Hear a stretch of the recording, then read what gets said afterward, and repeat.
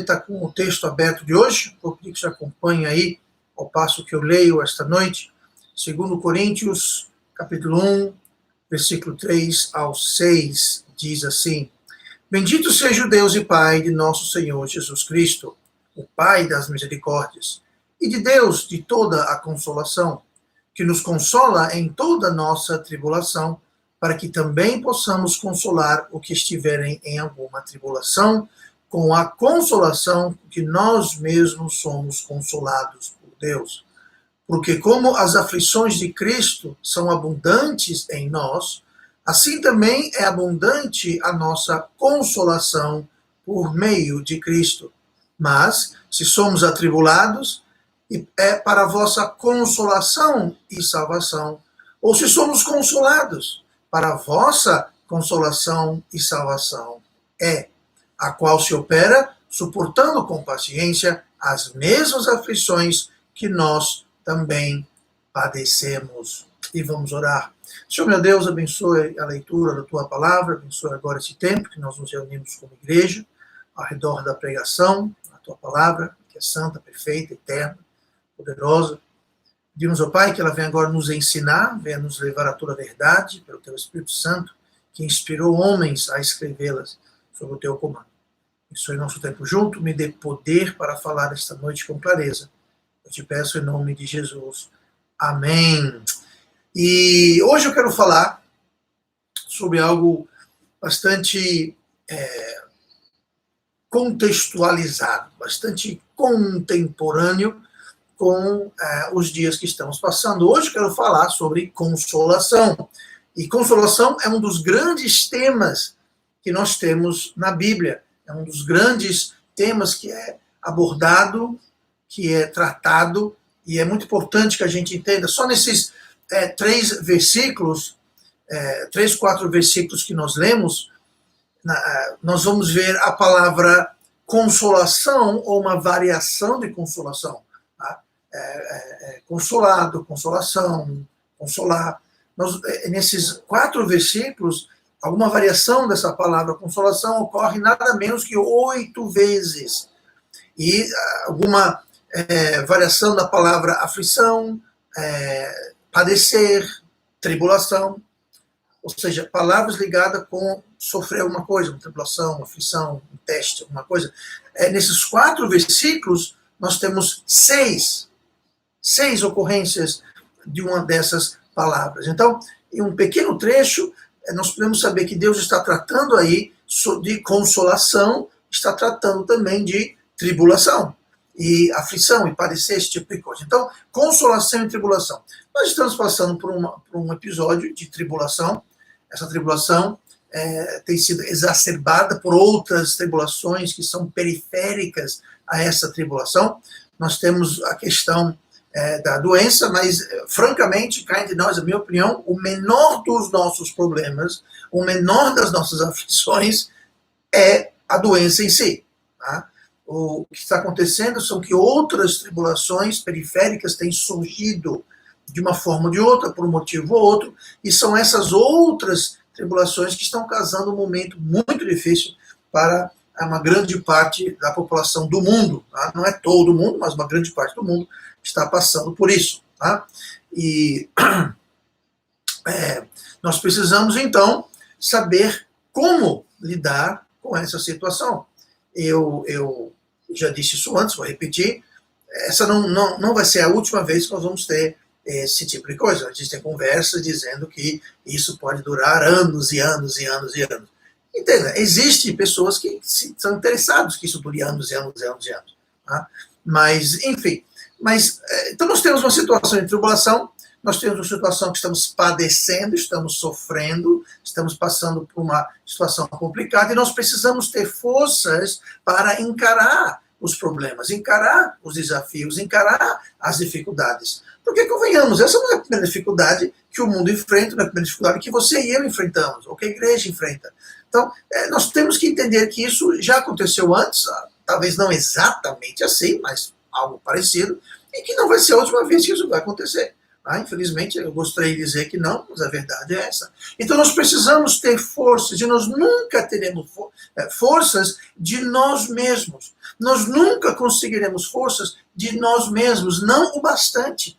Sabe, você pode até, o ser humano, conseguir alguma força, com força de vontade, com sendo duro e sendo estoico e fazendo careta e aguentando a dor e a situação. Você consegue derivar alguma força, você consegue derivar alguma coisa, mas nunca, nunca, jamais será o bastante, nunca será o suficiente. Nós precisamos de forças, mas essas forças têm que vir de fora. Romanos capítulo 5 e versículo 6 diz o seguinte: porque Cristo, estando nós ainda fracos, morreu a seu tempo pelos ímpios. Esse versículo está falando sobre o Evangelho, que Cristo morreu pelos, aqui fala, estando nós ainda fracos. Então, Cristo morreu, mesmo nós estando fracos, para nos tornar fortes, do poder dele para nós. Agora, o que eu quero apontar aqui é essa palavrazinha ainda, que vem antes de fracos. Porque Cristo, estando nós ainda fracos. Esse ainda dá um sentido cronológico, dá um contexto de que nós não precisamos permanecer, não é preciso ficar fraco, ser fraco. Obviamente, depois que somos salvos, nós temos uma disponibilidade do poder de Deus, não quer dizer que todo mundo que é salvo tem o poder pleno de Deus, mas nós temos a disponibilidade do poder de Deus, e o que Paulo está falando aqui, inspirado pelo Espírito Santo, é que Cristo morreu por nós, estando nós ainda fracos. Tá? Então não quer dizer que a gente precisa ficar, continuar, permanecer, ser fracos. Nós podemos obter forças de Deus. Filipenses 4, versículo 13, versículo conhecido. Posso todas as coisas em Cristo que me fortalecem. Eu posso todas as coisas. Essa palavra posso, ela tem a ver com poder, uma habilidade. Então, eu tenho a capacidade, o poder, a habilidade de fazer qualquer coisa, não pelas minhas capacidades, habilidades, o poder, mas por Cristo que me fortalece. Então, a nossa força, o ideal, o mais completo, o melhor, é a gente derivar a nossa força de Cristo, derivar a nossa força de Deus. E o poder de Deus, ele nos consola. O poder de Deus, ele nos traz conforto. E é desse conforto, dessa consolação, que eu quero falar esta noite. E vamos ficar no texto de hoje, vamos começar como se fosse do final, voltar para o começo. Olha o versículo 4, onde nós lemos o seguinte: que nos consola em toda nossa tribulação, para que também possamos consolar os que estiverem em alguma tribulação. Tá? O versículo 4 está falando, indicando para a gente que para a gente ser confortado, nós precisamos de tribulação.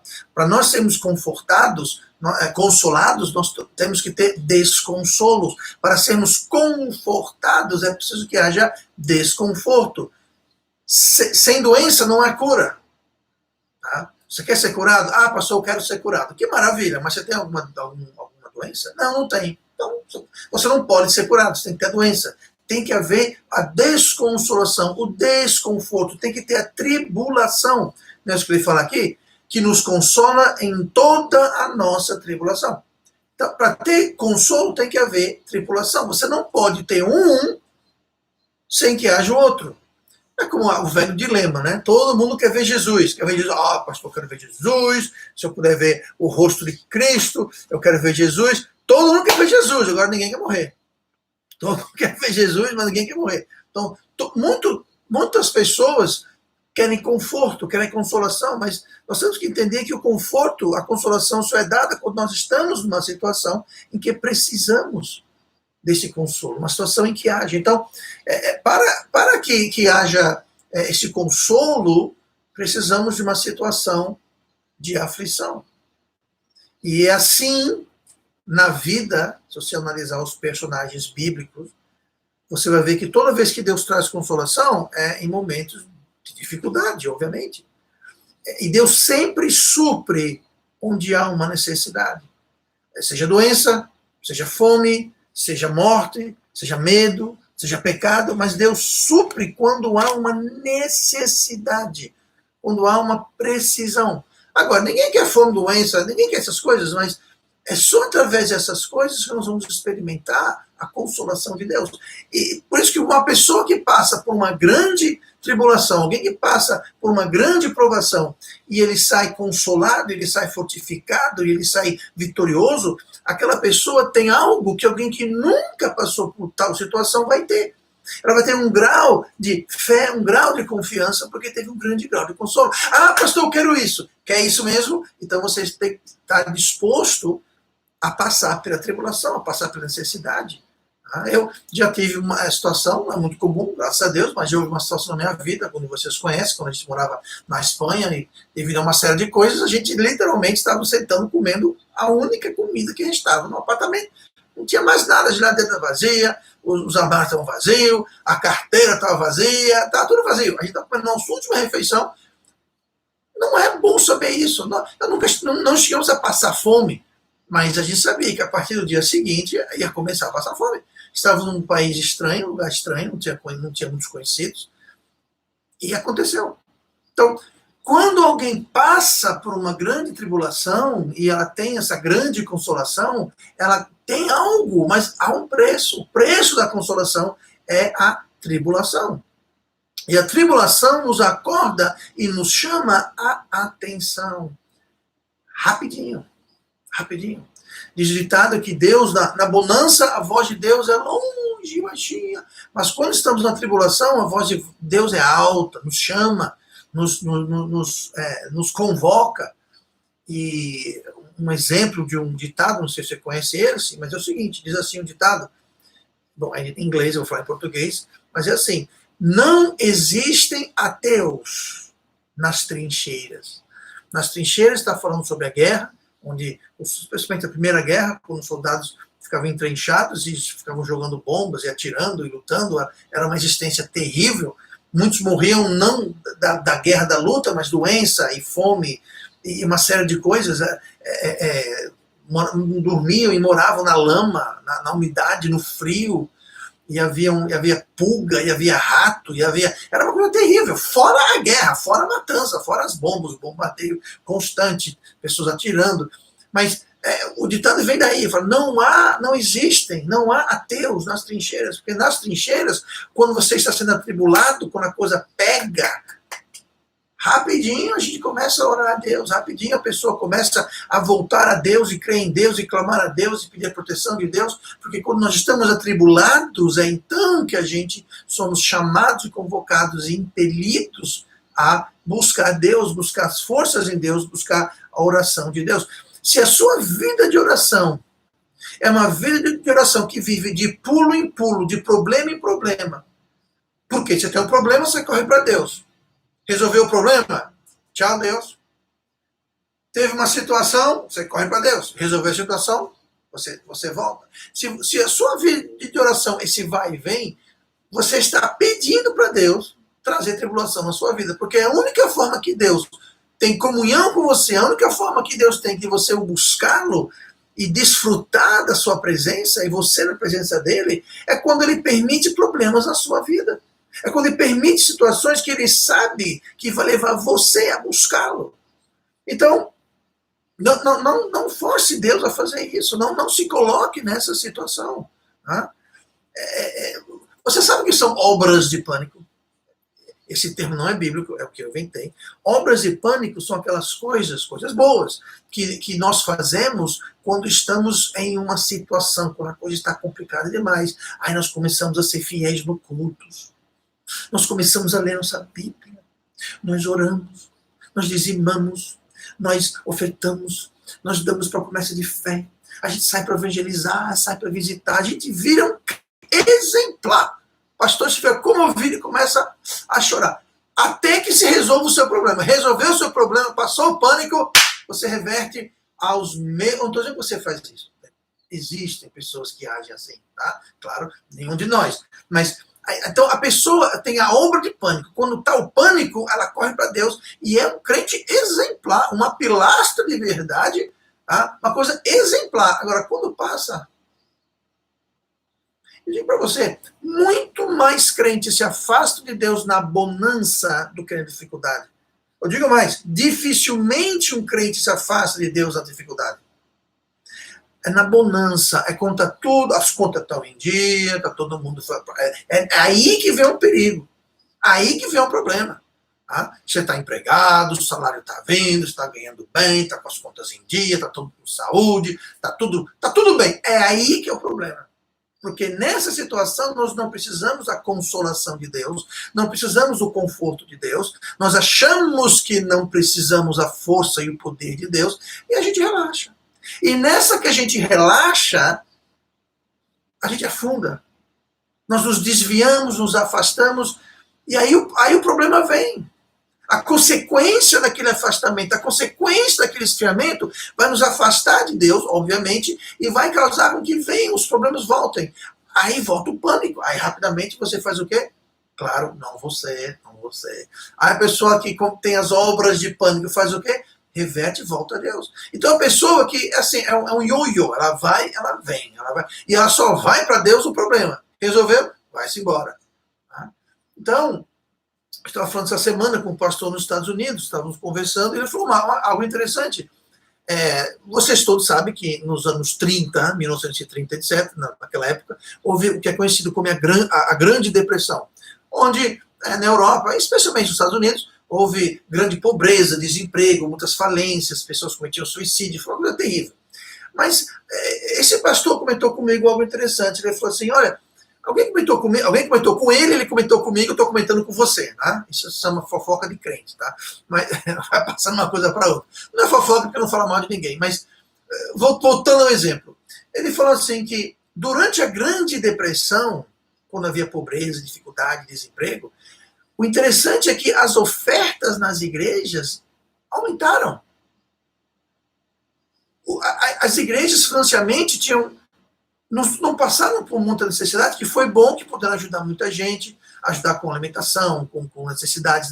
Mas é interessante, porque a sociedade como um todo, a economia começou a cair e começou a... O que era isso? Em parte, Deus tocando no coração das pessoas, obviamente, mas em parte eram que as pessoas que talvez não estavam sendo tão generosas ou tão fiéis, quando viam a tempestade se aproximando, correram para Deus, correram para a fortaleza e começaram a ser mais fiéis, inclusive na questão de dar, de contribuir financeiramente. Então as ofertas aumentaram. Então o bom é que quando você corre para Deus, fique lá. Quando passar a tempestade, não se afaste de Deus. Deus pode usar uma tempestade para trazer você a Ele, mas se você se afasta quando a tempestade passa, Deus pode muito bem trazer mais uma ou 10 tempestades. Se é isso que necessita para trazer você para Ele, para a igreja, para o aprisco, se é isso que precisa, então Deus fala, já sei, ó, esse meu filho, essa minha filha só fica aqui na tempestade, então chuva neles, trovão neles, raio neles. Por quê? Porque só assim eu mantenho eles no aprisco, porque quando a coisa fica boa, quando a nuvem vai embora e o sol sai, ele pula seca e vai-se embora, ele se afasta, ele esfria. Tá? Então, não vamos fazer isso, é muito triste, é muito trágico, é muito ingrato alguém agir assim. Tá? Então Deus às vezes vai lá nos buscar. Tá? E muita gente faz isso, muita gente vem a Deus atrás de dinheiro, de cura, de ajuda, de um emprego, sei lá, do marido, uma esposa, namorada, noivo, enfim, eles vêm com um propósito, eles vêm com uma agenda. E sabe uma coisa? Não há nada de errado com isso. Venha a Deus buscando qualquer coisa, não tem importância. Está com problema no casamento? Vá a Deus. Está com problema financeiro? Vá a Deus.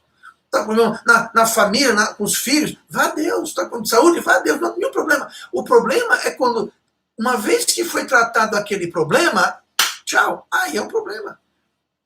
Nos últimos 14, 15 anos do Ministério da Igreja Batista Metropolitana, não são poucos os exemplos, eu não vou mencionar nenhum aqui, claro, mas não são poucos os exemplos de pessoas que vinham com um problema, e eu estou muito feliz que eles vieram, buscaram a ajuda de Deus, através da pregação, através do conselho, através da palavra, aplicar certos princípios, e serem fiéis e fazerem as mudanças que precisavam fazer. Deus abençoou, Deus resolveu completamente ou parcialmente, e tem gente que nem precisou consertar muita coisa. No primeiro estão de melhora, tchau, muito obrigado, mas aqui por diante eu me viro. E foram embora. Dos mais diversos motivos que você possa imaginar. Então, isso é muito triste. Então, para ter a consolação, tem que ter a tribulação. Mas quando vem a tribulação e Deus traz a consolação, não corra, não fuja, não volte. Tá? Porque a tribulação é um grande motivador para você ir buscarmos Deus. Tá? É que eu digo, é uma grande pena que tem muita gente com medo nas ruas, porque está todo mundo com medo. As pessoas estão prestando atenção, elas têm perguntas, e a Bíblia está cheia de resposta. Sabe? Elas estão com medo, em dúvida. A morte está no ar, né? Todo dia morre. Eu acho que já morreu o mundo inteiro do jeito que contam aí, né? Não tem mais ninguém vivo, só tenho você aqui. Mas, então, morte está no ar. E nós podemos usar isso, no bom sentido, para o proveito e o avanço do Evangelho de Deus, porque as pessoas estão com isso também. Tá? Eles estão pensando, estão ouvindo, estão com medo. E nós temos as respostas. Tá? Mas, é claro, temos que respeitar as pessoas. Se a pessoa está com medo, trancada dentro de casa, escondendo embaixo da cama da Covid, não tem como sentar lá dentro e falar Evangelho. Então, nós usamos a internet. Quem tem oportunidade, quem tem acesso, encontrar alguém que permita. Então, vamos ficar de olhos abertos para usar essas oportunidades. Então, a primeira coisa sobre consolação que eu quero falar hoje é isso. É que para ter consolação é preciso tribulação. Além da tribulação, é preciso obter a consolação de Deus. Olha o versículo 3 comigo. Nós vimos o versículo 4, onde diz que nós temos que ter tribulação para ter consolação. E no versículo 3 nós vamos ver que é preciso obter, conseguir essa tribulação de Deus. Versículo 3. Bendito seja o Deus e Pai de nosso Senhor Jesus Cristo, o Pai das misericórdias e o Deus de toda a consolação. Eu não sei se você percebe o peso que essa última frase no versículo 3 está dizendo. Está dizendo que ele é o Deus de toda consolação. Isso quer dizer que não existe consolação verdadeira, real. Não existe consolação que não venha de Deus. Toda consolação. Ele é o Deus de toda consolação. A pessoa pode não acreditar em Deus, só pode nem sequer ser crente, mas toda consolação vem de Deus. Ah, pastor, se a pessoa não é crente, Deus não vai consolar ela. Diga uma coisa, o sol se levanta para quem? Para o justo e para o ímpio. A chuva sai para quem? Para o justo e para o ímpio. Deus toma conta de todo mundo. Ele supre todo mundo. Ele disponibiliza muita coisa universalmente para todo mundo. Salvo, perdido, ímpio, judeu, gentil, que seja. Não interessa. E consolação é uma dessas coisas. Toda consolação real vem de Deus. Então, se você quer consolação de fato, nós temos que buscar essa consolação em Deus. E não, por exemplo, em amigos. Não há nada de errado com amigos. Não estou falando. Um dos relacionamentos mais bonitos, lindos que existem no mundo, na vida do ser humano, é uma amizade. Uma amizade real. Uma amizade de verdade. É uma das coisas mais lindas, uma das coisas mais bonitas, mais preciosas. E muitas vezes ninguém dá valor, nem de ser ou buscar, mas a amizade é uma coisa linda. Mas a amizade, um amigo pode trazer consolação para você como um meio, como um canal de Deus, mas a consolação, toda consolação vem de Deus. Nós temos que entender isso. Vou dar um exemplo aqui. 2 Timóteo 4,16 diz o seguinte: ninguém me assistiu na minha primeira defesa, antes todos me desampararam, que isso lhes não seja imputado. Aqui é Paulo falando sobre os seus colegas de ministério. Todos abandonaram ele. Todos. Então não adianta ele, Paulo, estar buscando consolação nos amigos, porque muitas vezes os nossos amigos vão falhar. Muitas vezes a amizade não é aquilo que você pensava. Muitas vezes a amizade não está no mesmo plano que você pensava que estava. Às vezes você tem alguém, você fala, esse é meu amigão, esse é meu melhor amigo. Mas não existe a recíproca. Você pensa que há. Mas na realidade você eu conheço ele. E não tem essa reciprocidade. Então você está vivendo a impressão que você tem um amigão ali e aquele amigo vai decepcionar você muitas vezes. Você pensa que existe uma amizade verdadeira e não é. É interesse, tá usando, está se aproveitando. Tá? Então não deve ser. Não é errado. Tá? Se você é amigo para alguém, tem que ser uma fonte de consolo. Mas consolo como um elo no consolo de Deus. Não se consolar com os amigos, buscar consolo nos amigos em si, per se, mas sim como um canal da misericórdia de Deus. O que você fará quando seus amigos te abandonarem? Ou você perceber que não é amigo de coisa nenhuma? Onde é que você vai ir? De onde vai vir a sua consolação? Então não devemos colocar nossa fé e obter a nossa consolação de amizades, de pessoas. Tá? Elas podem ser uma fonte, mas nós temos que entender que nossa amizade, nossa consolação toda vem de Deus. Provérbios 23, versículo 5, nossa consolação, né, não deve vir de dinheiro, de riqueza. Essa é uma pesada. Muita gente acha que se tem dinheiro, está tudo bem. Tá? Tem gente que acha que se tiver dinheiro, então qualquer problema vai ser resolvido. Então, se tiver dinheiro, eles buscam consolação em dinheiro. Provérbios 23, versículo 5 diz o seguinte: porventura fixarás os teus olhos naquilo que não é nada, porque certamente criará asas e voará ao céu como a águia. Você lê o contexto desse versículo, eu não vou fazer por questão de tempo, mas você lê o contexto, o versículo anterior e o seguinte, assim por diante, ele está falando sobre riqueza, sobre dinheiro. E ele está falando aqui, ó, fixará os teus olhos naquilo que não é nada. Riqueza não é nada. Riqueza não é nada. E continua dizendo, porque certamente criará asas e voará ao céu. Riqueza é algo que está aqui hoje e amanhã. Não, mas se eu tivesse bem muito... Gente, riqueza é algo tão fútil, tão frágil, tão nada. E convenhamos, eu vou dizer umas chaves, uns chavões padrões aqui, tá? Dinheiro não traz felicidade, dinheiro não traz saúde, dinheiro não compra amizade. Dinheiro compra tudo que não tem valor na vida. Agora, se você acha que você vai estar consolado dando voltas na lagoa Mundaú, em cima de um baita de um jet ski, você vai perceber que a consolação dura muito pouco. O jet ski pode afundar, pode roubar, pode quebrar, e daqui a pouco não vai ter mais graça. Então, consolação não vem de riquezas, consolação não vem de coisas, não vem de bens. Agora, muitas pessoas não entendem isso. Eles podem até dizer, não, pastor, eu não creio assim, eu não penso dessa forma. Mas pensam. Eles não admitem, não reconhecem talvez, mas eles pensam justamente assim. Eles acham que eles têm dinheiro, um carro na porta, um jet ski, um helicóptero, não sei o que mais, pronto, se tiver isso, por eles está tudo bem. Triste, mas a Bíblia fala que isso não é nada. Tá? E quando você confia em dinheiro para sua consolação, você vai perceber uma de duas coisas. Você vai correr atrás e nunca vai alcançar riqueza ou consolação. Você vai correr atrás do dinheiro e nunca vai ter o dinheiro, ou nunca vai ter o dinheiro suficiente. Ah, não, mas se eu tiver só 1 milhão, resolve. Quando você chegar no seu primeiro milhão, você vai querer o segundo, terceiro, quarto, quinto. Você não vai. Dinheiro não traz consolo, dinheiro não traz felicidade. Não traz. Traz muitas coisas, mas isso não traz. Né? Saúde. A Bíblia fala do que adianta um homem ganhar o mundo e perder sua alma. O que daria um homem para o resgate da sua alma?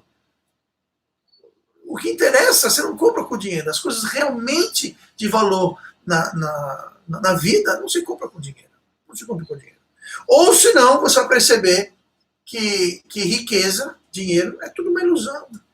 E não traz consolo algum. Então, em ambos os casos, você vai acabar chegando no ponto em que você vai ver que não adianta. Nem uma coisa nem outra. Você vai ficar sem dinheiro, sem consolação, e sem nada, você vai ficar entre uma coisa e outra e no meio do caminho, tá bom? Vamos olhar agora, 1 Samuel 22:8, outra fonte que não deve ser a fonte de consolação, tá? Nossa consolação não deve vir, e preste bem atenção nessa, da autopiedade. O que é isso, pastor? Quando você tem pena. Você tem pena de você, e você que todo mundo tem pena de você, porque você é um coitadinho, você é uma vítima, a culpa não foi sua, essa autopiedade, esse mimimi. Tem muita gente que busca consolo nisso. Tá no problema, eles vão se consolar choramingando para quem der ouvidos. Né? Vou dar um exemplo aqui. 1 Samuel 22:8 diz o seguinte: para que todos vós, quem está falando é o rei Saul, tá? O rei Saul. Para que todos vós tenhais... por quê? Perdão. Para que todos vós tenhais conspirado contra mim, e ninguém que me dê aviso de que meu filho tem feito aliança com o filho de Jessé, no caso Davi, e nenhum dentre vós que se doa de mim. Então, quer dizer isso? Ninguém tem dó de mim. Vocês tudinho não tem dó de mim. Mim. Ninguém tem dó de mim. Coitadinho de mim. Ninguém tem dó de mim. Só eu tenho dó de mim. E é por aí mesmo, tá? Aí continua. E mu participe, pois meu filho tem contra mim sublevado a meu servo para me armar ciladas, como se vê neste dia. Ele falou, ninguém tem dó de mim. Ninguém liga para mim. Todo mundo tá nem aí comigo. Sabe o que é isso? É autopiedade. É você sair buscando forças, lamuriando-se para os outros, sai por aí buscando a quem você possa reclamar até secar a fonte. Até que a pessoa vê você de longe e fala, opa, acho que vou dobrar essa esquina aqui. Eu não ia, mas agora eu vou. Lá vem o murmurador, lá vem o coitadinho de mim, já vai reclamar de alguma coisa. Quer se lamuriar? Quer reclamar? Quer derramar o seu coração? Vá a Deus. Não vá às pessoas. O que as pessoas vão fazer por você? Te garanto que Deus pode fazer muito mais. Tá? Uma coisa é você compartilhar uma necessidade, uma coisa é compartilhar uma situação. Tá? Você compartilha, isso é uma coisa. Irmão, ore por mim, estou passando por uma situação. Não precisa necessariamente entrar em detalhes, mas você pode falar, ore por mim, estou passando por uma situação. Tá? Isso não é autopiedade. Autopiedade você fica ali, ó, reclamando, alugando a orelha do coitado, que muitas vezes, mesmo que ele queira, não tem muito que ele pode fazer por você. Então, vamos a Deus, vamos ao irmão, vamos ao pastor falar, pedir oração, pedir conselho. Está com problema? Quem está pedindo conselho? Sabe por que muita gente não pede conselho? Porque eles já sabem que eles vão fazer, que eles não vão fazer. Muitas vezes eles já sabem por que estão tendo aquele problema. Então, para que buscar conselho? Eu sei porque isso aconteceu, é porque eu fiz isso e não fiz aquilo. E eu sei disso, eu vou buscar conselho para quê? Não é que eu não sabia o que fazer. Eu sabia o que fazer, mas não fiz. Então, muita gente não busca conselho. Mas vai reclamar. Mas tá? Eu estou dizendo que é errado, estou dizendo, mas é errado compartilhar, não é errado, mas é errado você buscar consolação nisso, buscar conforto nisso, e não buscar a Deus, não buscar a palavra, não buscar a sabedoria. Tá? Então, não deve vir daí. A nossa consolação deve sim vir de Deus, tá? Da palavra de Deus. O Salmo 119, o grande Salmo 119, que é o maior capítulo da Bíblia, e cada versículo trata da palavra de Deus de uma forma ou de outra. Mas no versículo 28 do Salmo 119 fala assim: a minha alma consome-se de tristeza, fortalece-me segundo a tua palavra. Está triste, está fraco, está deprimido, está angustiado? Então vá buscar forças na palavra de Deus. Sente e comece a ler a palavra de Deus, meditar na palavra de Deus. Você vai ter forças através disso. Você vai ter consolo através disso. Salmo 119, mais uma vez, o versículo 50, que diz o seguinte: isto é a minha consolação na minha aflição, porque a tua palavra me vivificou. Olha só, é a minha consolação na minha aflição. Quando eu estou aflito, a minha consolação é a palavra de Deus. Então corra para a palavra de Deus, leia a palavra de Deus, ouça a palavra de Deus, escute a pregação da palavra de Deus. A palavra de Deus é a nossa fonte de consolo. Não esqueça disso. Na oração, nós temos falado sobre isso, lá em Romanos 12, versículo 11. Não sejais vagarosos no cuidado. Sede fervorosos no espírito, servindo ao Senhor. Alegrai-vos na esperança. Sede pacientes na tribulação. Perseverai na oração. Interessante, aqui fala que além de orar, olha o que diz aqui, ó, não sejais vagarosos no cuidado. Ou seja, fiquem atentos. Fiquem atentos. Não descuidem, é o que está falando. Na aflição, não descuidem. E continua. Sede fervorosos no espírito, servindo ao Senhor. Muita gente, quando vê a tribulação e a aflição, eles fazem o quê? Eles param de servir Deus. Eles não têm mais cuidado. Eles descuidam e não servem Deus. Talvez já não serviam lá grandes coisas, que é um dos motivos que estão em aflição. Pode ser. Mas o que acontece é que quando vem a aflição, eles deixam de servir. E veja bem, Paulo está falando isso para a igreja em Roma, então isso não é novidade nenhuma. Acontecia lá, acontece cá. Acontecia então, acontece hoje. Tá? Mas quando estamos em aflição, aí que nós devemos ter mais cuidados, aí que devemos ser mais fervorosos no espírito e devemos servir ao Senhor e nos alegrar na esperança que nós temos tendo paciência. Paciência é o fruto do Espírito. Se você está fervoroso no Espírito, como fala o capítulo 11, no capítulo 12, você vai ter paciência, porque você está fervoroso no Espírito. E por último, perseverai na oração. Então, em cima de tudo, você ora. Isso vai trazer consolação.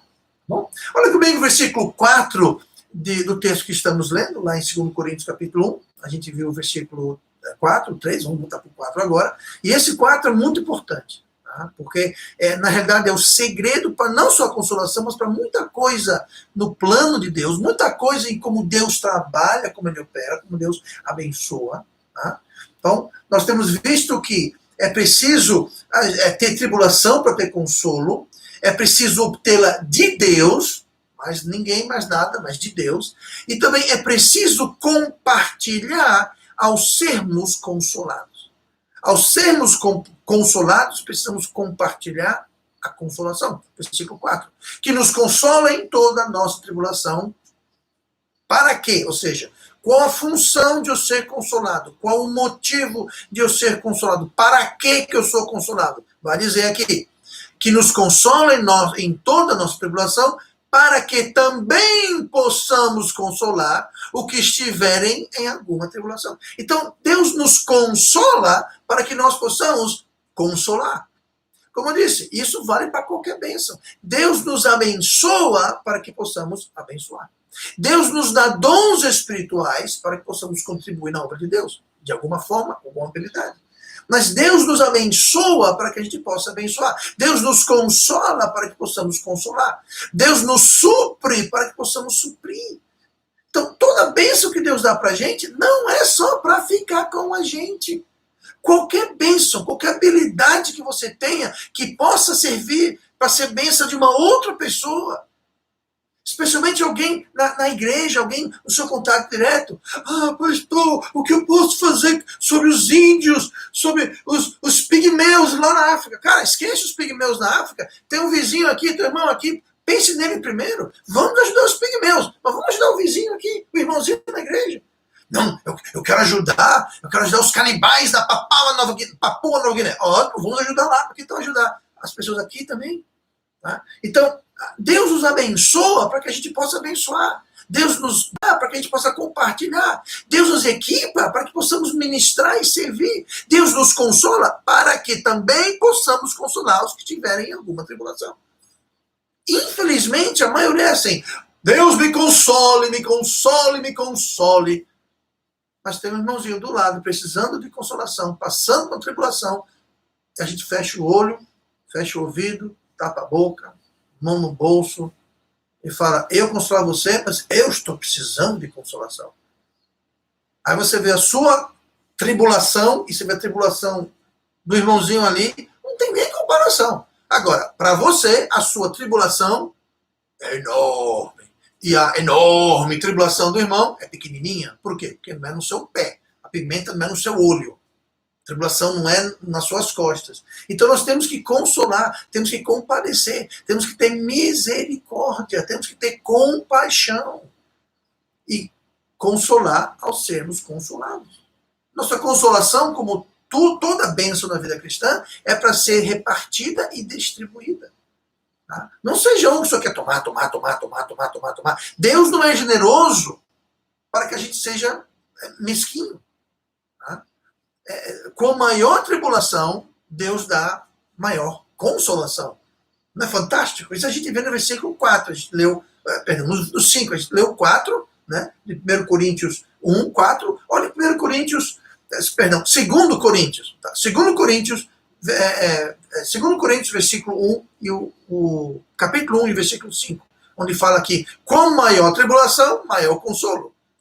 Porque como as aflições de Cristo são abundantes em nós, assim também é abundante a nossa consolação por meio de Cristo.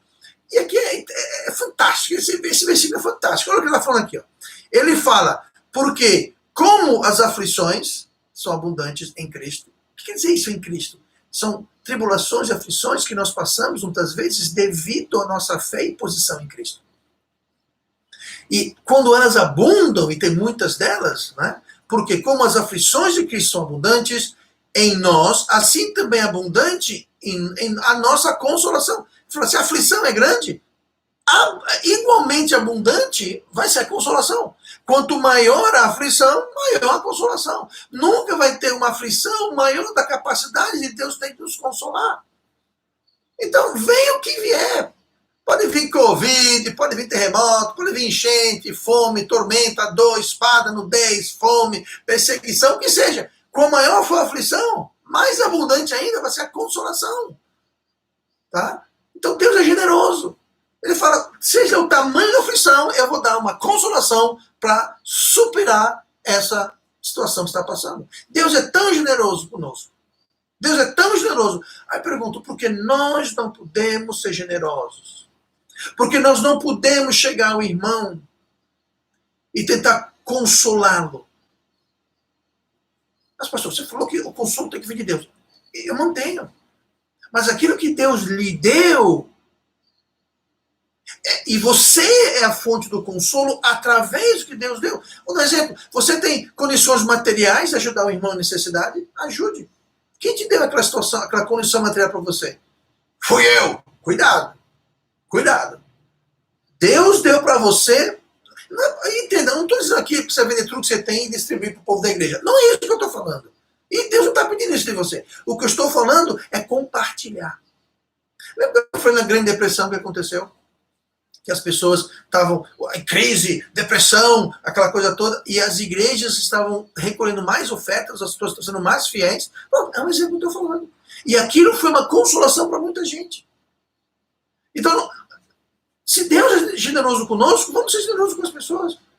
Se eu tenho alguma habilidade, se eu tenho algum talento, eu tenho algum dom, qualquer coisa no meu poder para consolar, ajudar, para amenizar, apaziguar alguém, diminuir o sofrimento, trazer consolação, trazer conforto. E não a gente simplesmente, não, sinto muito, mas eu vou quebrar minha unha se eu ajudar você, então se vire. Realmente não deve funcionar assim. Tá? Então, nós somos consolados para consolar. Então, sejamos generosos também. O versículo seguinte, o versículo 6. Mas se somos atribulados, é para a vossa consolação e salvação. Ou se somos consolados, para a vossa consolação e salvação. E a qual se opera, ou seja, como é que se chega lá? A qual se opera suportando com paciência as mesmas aflições que nós também padecemos. Então ele fala, ele está compartilhando nas aflições também. Isso chama-se compaixão, você chegar junto. E o que dói no irmão deve doer em você. A aflição do irmão deve ser a sua aflição. Não, mas pastor, mas eu estou bem, tá? Mas o irmão não está bem. Mas eu estou bem, pastor. O que interessa é disso que eu estou falando. Nós temos que compartilhar. O fato que você está bem é uma reflexão da generosidade e a consolação que Deus lhe consolou. E a Bíblia está dizendo que nós somos consolados para consolar. O versículo 6, nós, se somos atribulados, para a vossa consolação. E se somos consolados, é para a vossa consolação também. Então fala, se eu sofro aflição e se eu sou consolado, ou seja, fecha o ciclo, lembra? Para ter consolação, tem que ter aflição. Então ele fala, se eu sou afligido e eu sou consolado, então eu devo pegar esse consolo e usar para consolar você também. O presidente Kennedy, o famoso presidente que foi assassinado nos Estados Unidos, nos anos 60, ele falou uma frase que já era algo relevante àquela época, 50 anos atrás. Porque hoje nós temos uma situação onde a grande maioria das pessoas só quer isso aqui, ó. Eu, meu, quero, me dê, eu, pronto. Eles pensam nisso.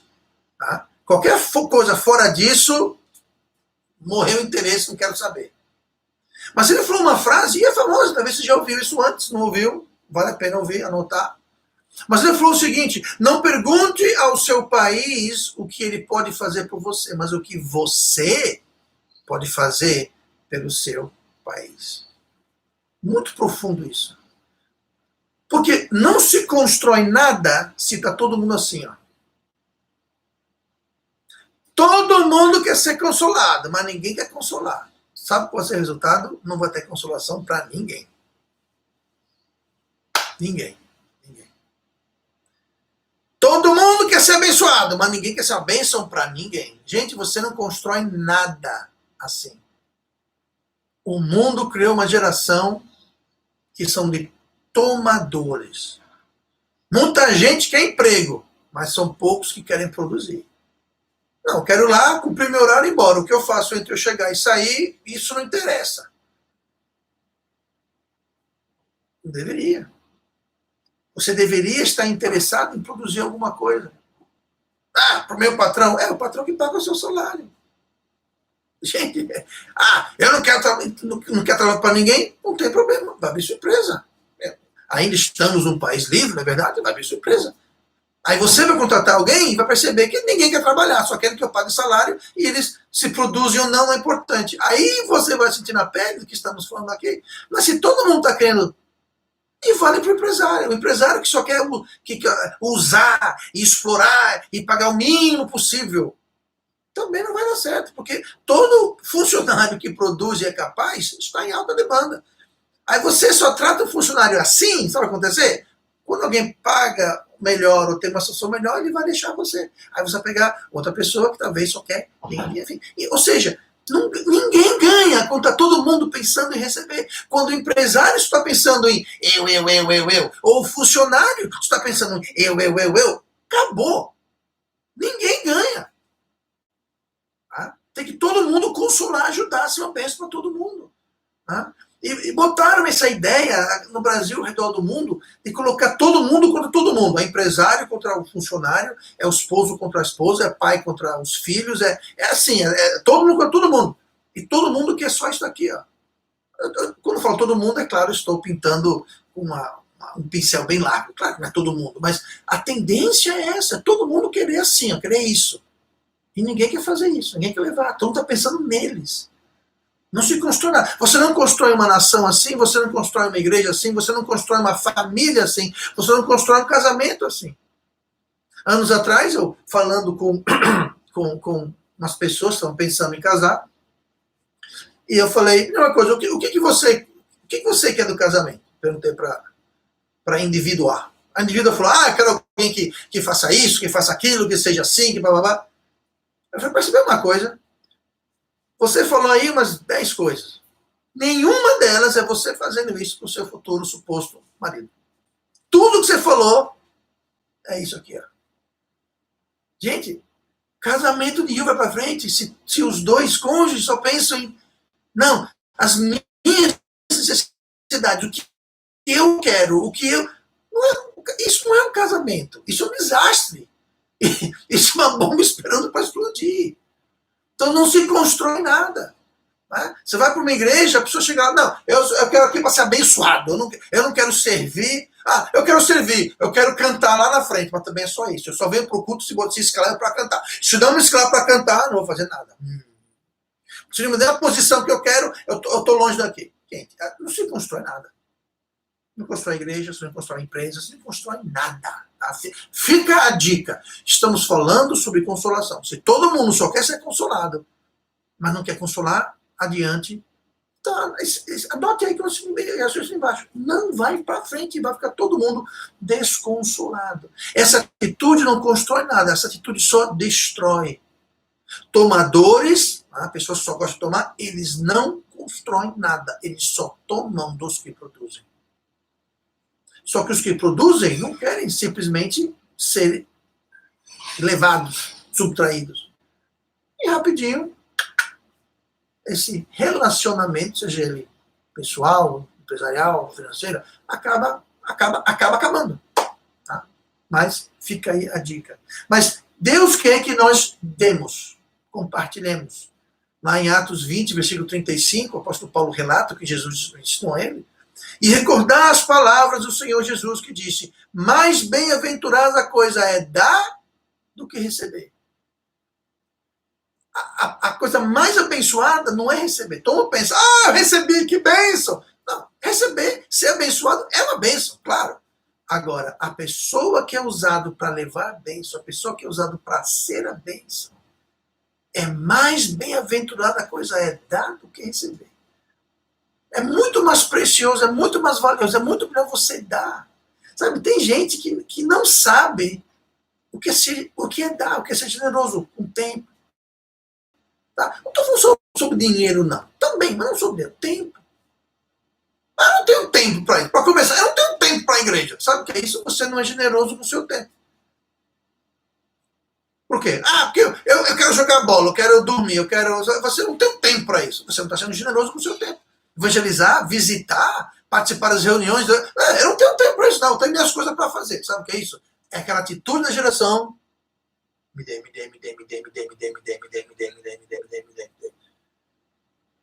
Aí você fala, não, pastor, quando eu tiver bem cheio, aí eu vou dar. Vai não. Muita gente pensa, pastor, eu não contribuo financeiramente agora porque eu não sou rico, mas assim que eu for rico, pastor, quando eu for rico. Gente, não caia nessa besteira. Lembra a história da viúva? Uma viúva chegou, colocou 2 moedinhas e tem um monte de gente colocando rios e rios de ouro. Jesus falou, aquela dali deu mais que tudo ia junto. Deus não está vendo o que você está dando, tanto quanto está vendo o que você está guardando. Então 2 moedinhas, 1 moedinha, 5 moedinhas pode ser muito mais do que uma outra quantia.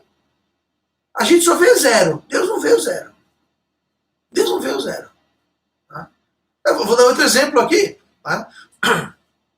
Alguém recebe um salário, vai lá e dá o dízimo dele, vai lá dar o dízimo dele, e um salário. Tem outro irmão, dá um dízimo desse tamanho. Esse irmão nada. O dízimo é a mesma coisa. O dízimo de um salário, o dízimo de R$1 milhão é a mesma coisa. É a mesma coisa. Tá? Porque se você está dizimando 1 milhão, quanto é que você não está ganhando? Por isso que é a mesma coisa. O dízimo é a mesma coisa. A oferta. Tem gente que dá uma oferta de R$500, não vai ver tanto. Tem gente que se der uma oferta de R$500 vai passar fome, vão cortar a luz e a água. Tá? Então, alguém que deu R$500, esse sim nada, porque ele deu 500, mas ele tem mais 10 mil na carteira dele. Esse aqui deu 500, só tinha 500. Então, vamos ser generosos. É mais abençoada a coisa dar do que receber. Eu não estou pedindo que ninguém dê 500 ou 10 mil. Eu não estou aqui falando de oferta. Eu estou falando que a gente tem que entender que é mais abençoado dar. E muitas vezes não é, professor, eu vou dar tão pouco. Não importa. Eu tenho guardado uma nota de $2. São raras, não tem muitas. Tá? Mas quando a gente estava levantando dinheiro 15, 16 anos atrás para comprar o que hoje é o templo da igreja, veio um menino, eu não lembro direito a idade dele, eu não lembro qual igreja, qual estado que era, mas ele veio, ele devia ter uns 10 anos. E ele veio com uma nota de $2. Agora veja bem, não só aqueles $2 para ele era grande coisa, mas uma nota de $2 ela é rara. Não tem muitas notas de 2, tem de 1, de 5, de 10, de 20, de 50, mas de $2 são raras. Então, o valor dela não é só o valor financeiro, mas o fato que ela é rara. Pois esse jovem veio e falou, irmão, eu quero dar isso daqui para ajudar vocês a comprar a igreja no Brasil. Até comprar a igreja não, comprar o templo da igreja no Brasil. Eu guardei aquilo. Pastor, e deu dinheiro. Não, eu dei do meu bolso $2 naquela. Eu guardei aquilo, não porque é raro, porque eu vou vender, não é isso. Eu guardei como uma lembrança da providência de Deus, da fidelidade de Deus. E lembrar, aqueles $2 para aquele menino de 10 anos era tudo que ele tinha. E não só era tudo, era algo valioso, era algo de colecionador. Ele só tinha aquilo. E aquilo ele deu. Não só era tudo que ele tinha, aquela nota era rara, mas ele deu. Ele deu muito mais. Né? Tiveram pessoas que deram centenas, uns deram mais de $1.000. Mas sabe uma coisa? Para Deus, aqueles $2 valiam tanto ou mais quanto ofertas maiores. A coisa mais abençoada, a coisa é dar do que ele só pensa em receber. Não. Experimente ser uma bênção. Não só com dinheiro, com consolação, com ajuda, com tempo. Se preocupe com as pessoas. Se coloque no lugar daquelas pessoas. Nós temos que ser distribuidores de consolação de qualquer forma que seja. Nós temos que ser ganhadores de almas. Ganhadores de almas são distribuidores. Ele distribui consolação, distribui tempo, distribui evangelho. Pessoas que talvez não viriam de outra forma, de outra maneira. Evangelizadores. Aqueles que visitam as pessoas, os irmãos, um visitante visita no hospital, na cadeia, na escola, nas ruas, nas praças. Sabe o que é isso? Estão distribuindo consolação, estão sendo uma bênção. Então nós temos duas tarefas. A primeira tarefa é obter consolo. Que eu não posso consolar se eu não estou consolado.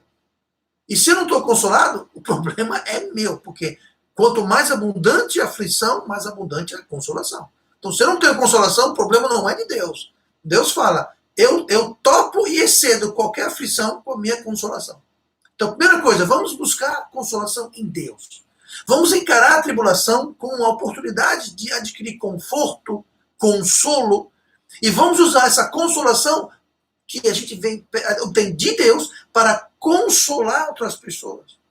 Então, a tarefa número 1, ser consolado. A segunda tarefa, levar consolo para aqueles ao nosso redor. Essas são nossas responsabilidades, porque o mundo precisa de consolação. O mundo é um mundo sofrido, um lugar tenebroso. E nós temos a resposta, nós temos o Deus da consolação, o Deus de toda a consolação, nós lemos na Bíblia. Então Deus pode e Deus quer trazer consolação para que nós tenhamos uma vida abundante e uma vida de consolar